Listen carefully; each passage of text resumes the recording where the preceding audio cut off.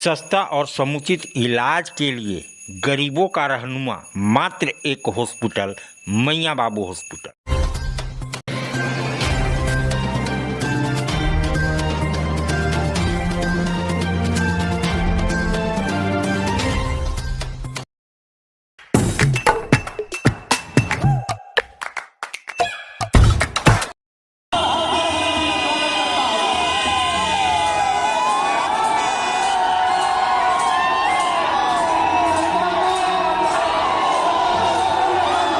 ये जो भीड़ देख रहे हैं, ये उस नौजवान से मिलने के लिए है जो गरीबों के दुख और दर्द को समझता है। भारत का केंद्रीय मंत्री है और आज पलामू के धरती पर आगमन है, तो पलामू के लोग उसके लिए पल के बिछाए रखे हैं और नौजवान, बूढ़ा, बुजुर्ग उसे एक झलक देखने के लिए आतुर हैं। मैं बताते चलूँ, पलामू जिले के लेस्लीगंज प्रखंड मुख्यालय के गांधी चौक के समीप अटल स्मृति भवन परिसर में वीर बाबा चौहरमल और पूर्व केंद्रीय मंत्री रामविलास पासवान के प्रतिमा का अनावरण लोजपा के केंद्रीय मंत्री चिराग पासवान के द्वारा किया गया। केंद्रीय मंत्री चिराग पासवान का स्वागत पुष्पमाला उपहार देकर किया गया। साथ ही उनके स्वागत में हजारों की संख्या में लोग मौजूद होकर नारे भी लगा रहे थे। मौके पर चिराग पासवान ने कहा कि मैं झारखंड का बेटा हूं, क्योंकि मेरा जन्म जब हुआ था तब झारखंड और बिहार एक थे।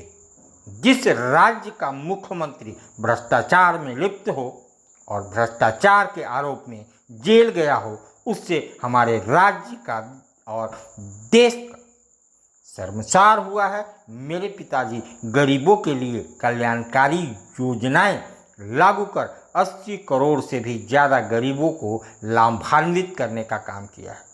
उन्होंने राज्य सरकार पर और भी जमकर निशाना साधा।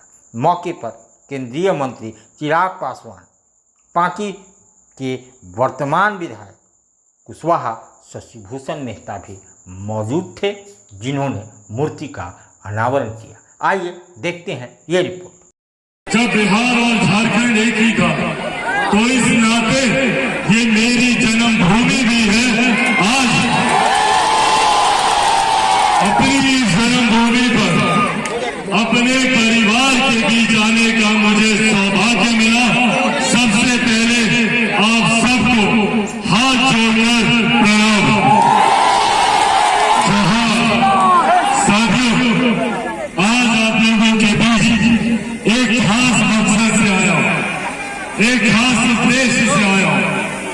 आप सब जानते हैं कि जल्द झारखंड में विधानसभा के चुनाव होने वाले और ये विधानसभा के चुनाव निर्धारित करेंगे हम लोगों के आने वाले 5 साल का भविष्य।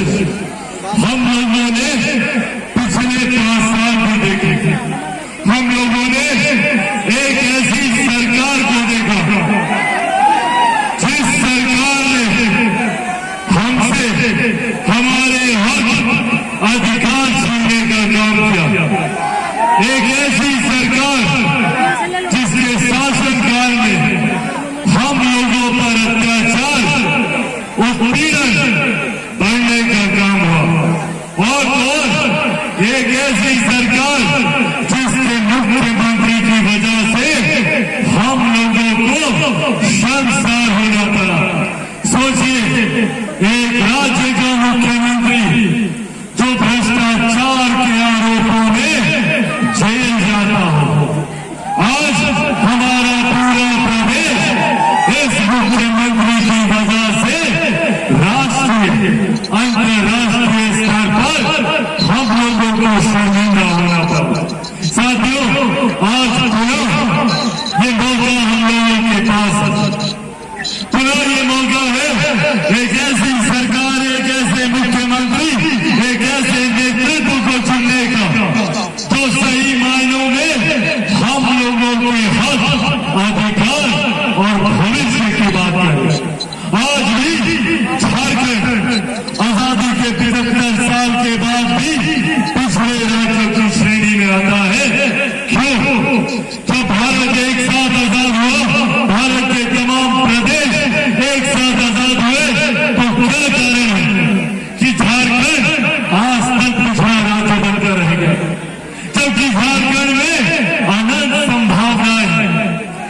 पे खनिज पदार्थ से लेकर यहाँ पे जो सुविधाएं उपलब्ध हैं, अगर उसका सही मायनों में हम लोग इस्तेमाल करने लग गए तो दुनिया की कोई ताकत झारखंड को विकसित राज्य बनने से नहीं रोक सकती। पर तकलीफ इस बात की है कि यहाँ की सरकार ने, यहाँ के राजनीतिक दलों ने, यहाँ के नेताओं ने हमें सिर्फ बांटने की राजनीति के लिए इस्तेमाल किया। हमें सिर्फ जात पात धर्म मजहब में बांट कर अपना वोट बैंक बनाते थे। आज ये आह्वान मैं खास तौर पे अपने तमाम युवा साथियों से करूंगा। पहचानिए अपनी ताकत को। 65% युवा झारखंड में ऐसे हैं जिनकी आयु 35 वर्ष से कम है। अगर हम युवा एकजुट हो जाए, एकत्रित हो जाए तो हमें आगे बढ़ने से दुनिया की कोई ताकत नहीं रोक सकती।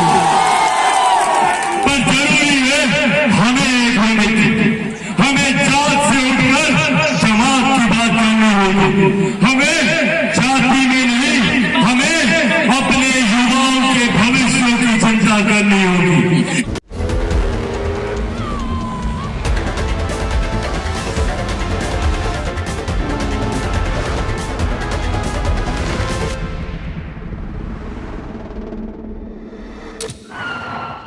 What did you see? The SUV. Thar Rocks, the SUV.